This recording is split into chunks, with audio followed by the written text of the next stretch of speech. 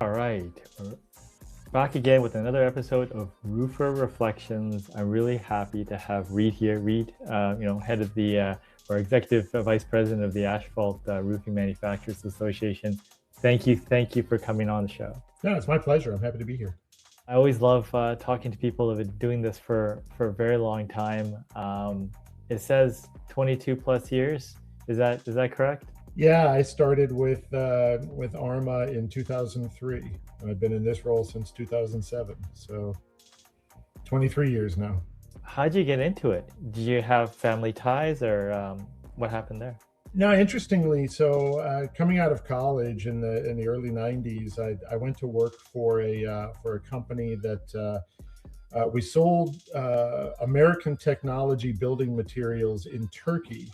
That was the first job that I had, and then the fellow I worked for decided to set up a vinyl window manufacturing operation, and so we were manufacturing windows private label in Nogales, Mexico. We did that business for a few years, and then the company that we were private labeling for decided to sell their business, and the company they sold it to basically called us up and said, "You can either sell us your factory or you can go it alone." And because we had no marketing or anything operation, we decided to sell the factory, and so then it was one of these things. Well, what are we going to do now? And the fellow that owned the company had decided he was going to take the money and go start a family and do some other things, and so I looked for something else to do, and ended up going into trade association work. And I went to work for a legal association, a bar association. Okay. And I did that for a number of years and ended up sort of at the number 2 position in that organization with no real opportunity for advancement. And so I started looking around after, I guess it was about 7 years I was there, started looking around what else is out there. And I found literally a print classified ad. I think it was in the Washington Post, or it might have been, in those days, it might have been like monster.com or something. It was 2003, and it was looking for somebody that had both building material and trade association experience. And I thought, well, there can't be a lot of us. So I applied for the job, and sure enough, there weren't a lot of us. So the rest is sort of history as it is. Yeah, I mean, going from like Federal Bar Association to building materials, roofing. I mean, how much is that similar? How much of that's different? The similarity is that in any trade association or professional society, so much of it is about relationship building and negotiating and compromising and facilitating discussions among people. So that's very similar. Obviously, the subject matter is night and day difference. But it drew on my experience with building materials. I had familiarity with, material safety data sheets and some of the plant chemical regulations that you deal with and things like that. And the other thing is, at the Bar Association, and I have great respect for lawyers, especially when you need one, but it's not tangible. And I like the idea of going back to represent something tangible. And, one of the things that I like to talk about a lot is, in this job is everybody needs a roof. And so part of our job as any of the roofing trade associations, but certainly at ARMA, is to help make sure people, can make an educated decision and can get the best roof for their situation as possible. When you joined ARMA originally, what did the organization look like, and what does it look like now? It looked pretty similar, if I'm honest. There's been some consolidations in the industry. Some of the companies that were around in 2003 aren't around anymore. The one that sticks out in my mind is Elk Corporation. Elk was a large shingle manufacturer and was acquired by GAF, sometime around, I think it was around 2008, if I'm not mistaken. It might have been a little bit later than that. So there's been, I'll tell you, if you follow ARMA back in its history, so the organization was founded in 1915. And then over the years, I think at the max, there was something like 50 or 60 asphalt roofing manufacturers. And today, on the shingle side, we represent effectively 100% of the shingle manufacturers, and then probably somewhere around 80% of the low slope membrane manufacturers. but the total number of companies at the table is 15. So just because of all those consolidations, and where you had a lot of small operations that were just acquired by bigger companies over the years. So there's been a dramatic change over a long period of time. I think most of it looks like it happened sort of in the 70s and 80s is when we saw a lot of that consolidation. I've been part of like organizations and boards when there's lots of members, and I'm sure the Federal Bar Association had lots of members as well. So, what's it like with 15 I guess members? I guess you don't have to organize a big boardroom. No, not huge. I mean, the Bar Association, or we had what was called a National Council, and in those days it was 350 people. Yeah. And so that, yeah, a little bit like, took herding cats. We talk about herding cats a lot. That took that to the extreme. In ARMA, it's a unique, for our organization, compared with some of the other roofing trade associations.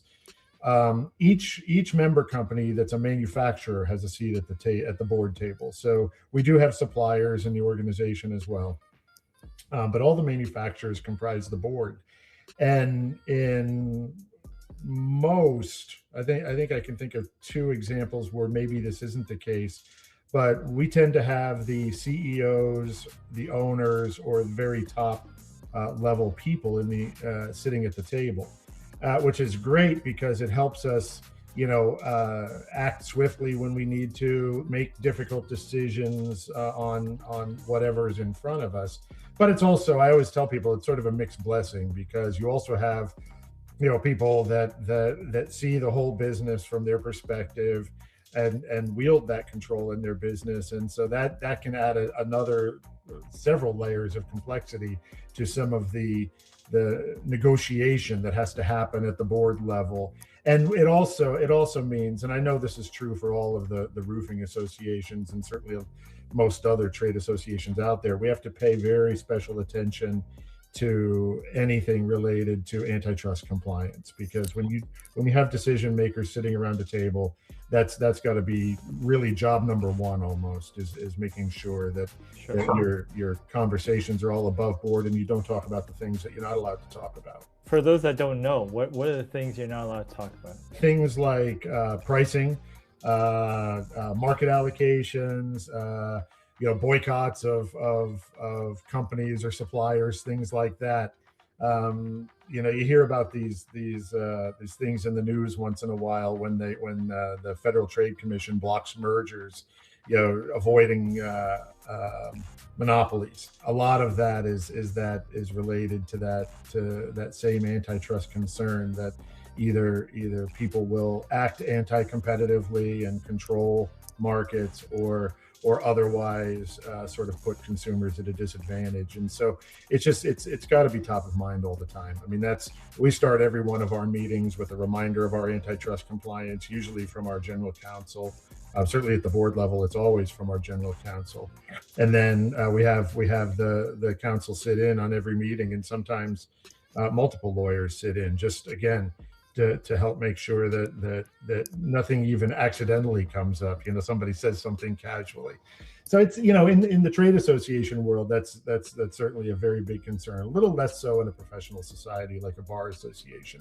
Those people don't generally compete with each other in the same kind of way. But when you're talking about a multi-billion-dollar industry, you have to keep it top of mind all the time and make sure you keep very good records of everything that was discussed. From the organization's perspective, like, what activities are the priorities? Obviously, lobbying is part of it, but what other sort of interestingly, activities?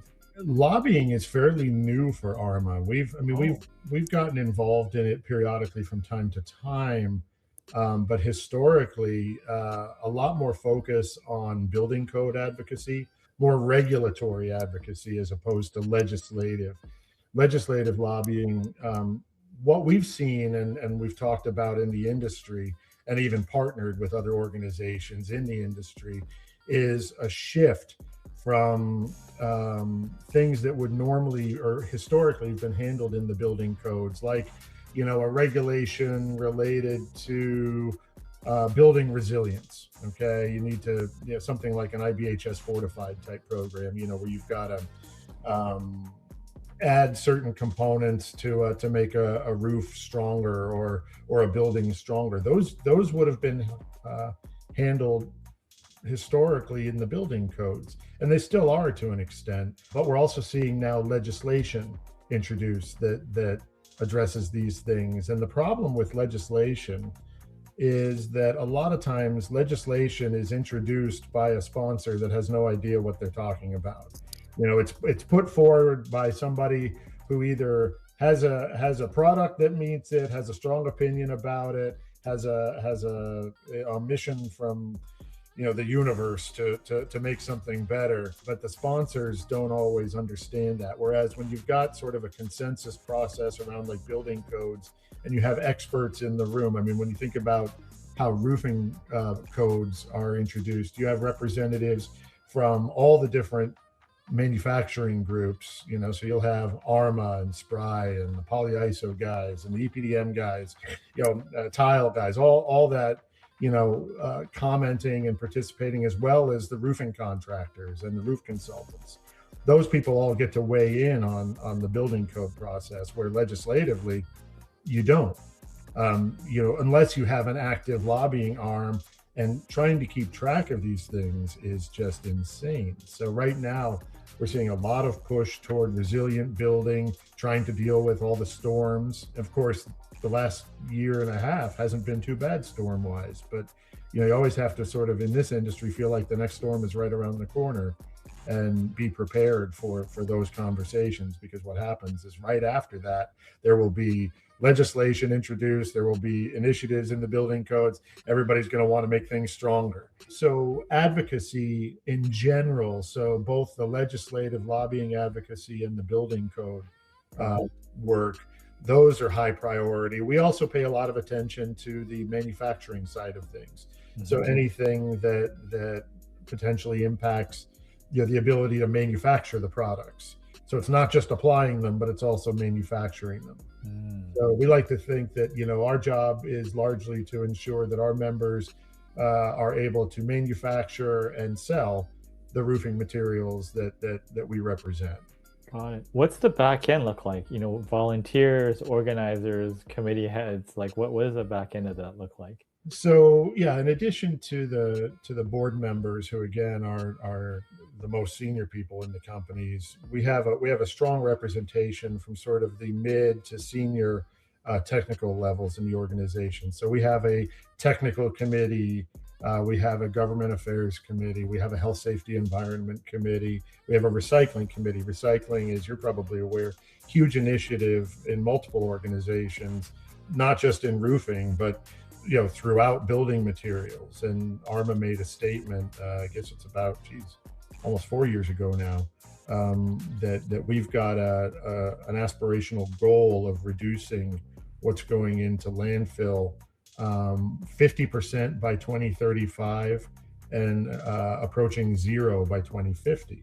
And it's an aggressive goal. So that's an important piece.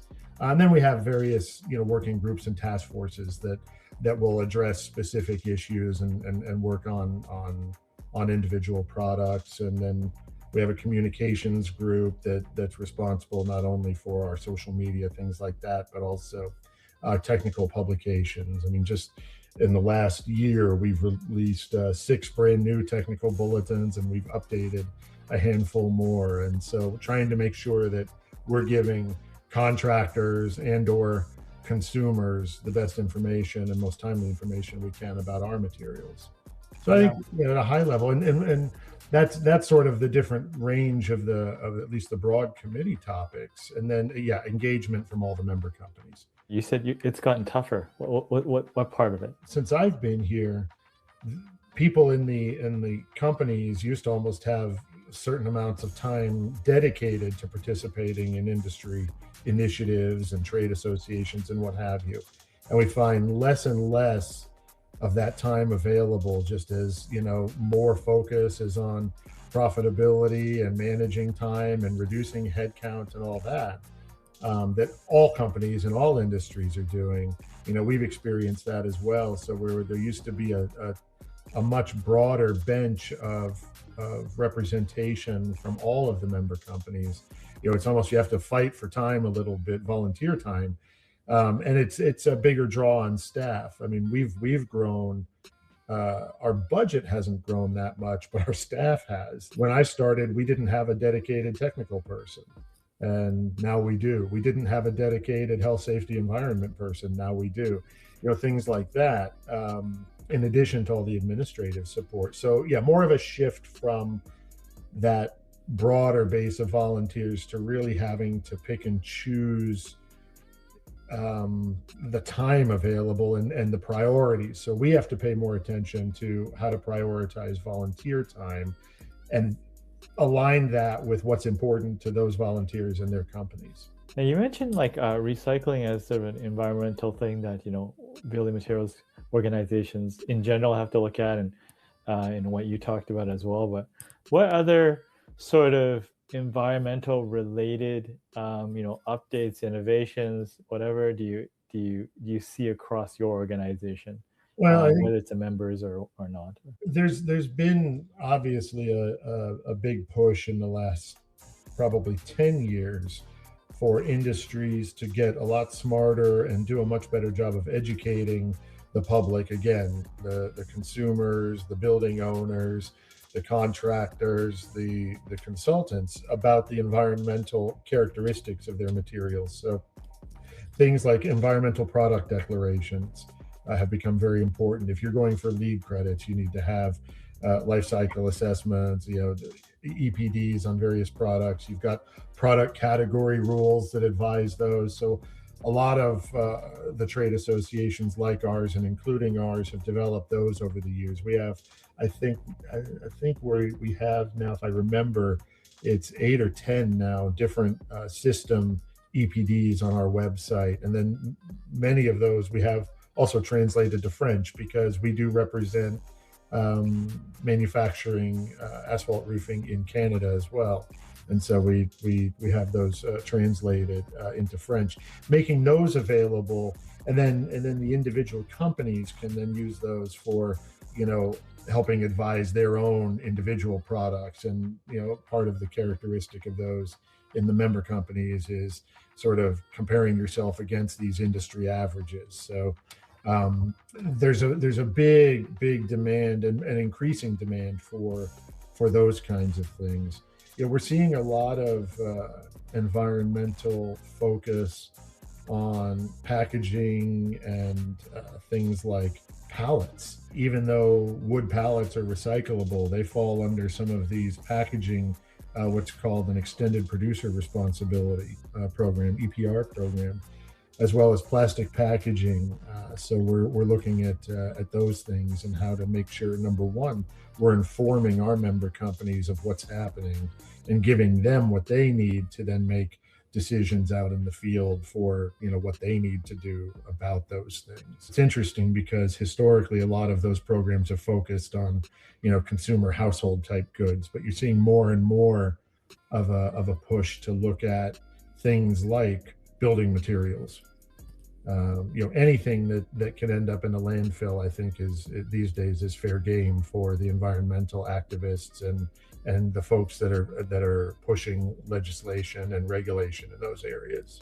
From your perspective, someone came to you and said, "Hey, I wanted to do something similar to you, or in and around manufacturers or whatnot." You've seen different things. What sort of advice would you give them about participating in that aspect of the roofing industry? I mean, honestly, there's so many opportunities in roofing, and we do, as a society, we do such a poor job of educating people about them.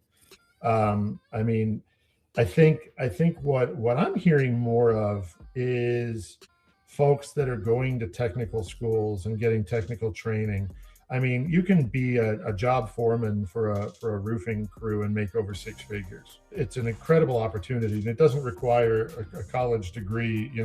I've joked for a long time, I could do what I do now without having gotten a communications degree. But that's how you get the foot in the door, how you used to get the foot in the door. to do these sorts of things. And I certainly learned things in college, but I almost feel like there was some time lost not getting my hands dirty. I think a lot of folks have an opportunity, particularly if they're not either able to afford college, don't want to take on student loans, or just have the personality for sort of a technical competence. I mean, again, starting somebody that likes cars or likes building. I mean, even something as simple as you're competent with Lego translates really well into the mentality it takes to be a roofing professional, and to coordinate the pieces. So I do think there's a lot of opportunity in the contracting world, and there's a lot of money to be made in the contracting world. In the plants, I think there's a lot of opportunity for folks that get engineering degrees, certainly chemical engineers, construction engineers, civil engineers, a lot of opportunities in those types of things, because there's always room for research and development. And I've seen a huge change in the industry in terms of sort of the cultural makeup. A lot more women in roofing. I mean, when I started, it was sort of an old man's business. A big shift, both in terms of a lot more women, a lot more people from diverse backgrounds of getting involved in the industry. So, in the manufacturing world, there's opportunities in engineering, in sales. I mean, again, folks that are good salespeople can make a great living selling roofing materials. In distribution, there are opportunities. For what I do, nobody looks for a career in trade associations. I have yet to really find anybody that has, and I've met a few people that had a master's degree in public administration, but usually when people think of nonprofits or association work, they think about philanthropic groups. They think about save the world, save the planet, save the animals, whatever. They don't necessarily think about big bad, business, right? Big bad industry. I like representing something that's tangible. Getting into this work, in some ways is as easy as transitioning from contracting into this work. If you're active in the association, it's an easy transition to go from being a contractor to working for a contracting organization, or even a manufacturer's organization. You get some basic knowledge of the industry, and it's very easy to move over. Again, for me, it was a combination of having had some experience with herding cats in an association environment, and also understanding a little bit about building materials. But when I first got into associations, it was literally as easy as setting up meetings, talking to people on the phone, understanding how to work a spreadsheet, and being able to communicate effectively. We've actually hired people directly from roofing manufacturers into the ARMA staff. People that were really good volunteers made really good staff people as well. So there's lots of different avenues, but I just, I hate to nail it down to one thing, because from where I sit, it's easy to see, there's so many different ways to get into this. And I have kids one who's just coming out of college, one who's been out a couple of years. And I tried to encourage them in this direction. Of course, they've gone off their own paths. They don't want to do what I think they should do. But they do take some of the baseline knowledge that I've tried to share with them, being an effective communicator, not being afraid to pick up the phone and call people and ask, how do I get involved? Involvement is key. Putting yourself out there is key. Communicating, not relying just on email and text all the time. I mean, especially for younger people. I know that that's the easy way. I deal with it every day with people, especially in my own family. But how often do you say, if you just pick up the phone and talk to somebody, you're gonna get an immediate response, and you're gonna know what's going on, and you're gonna be able to carry that conversation forward.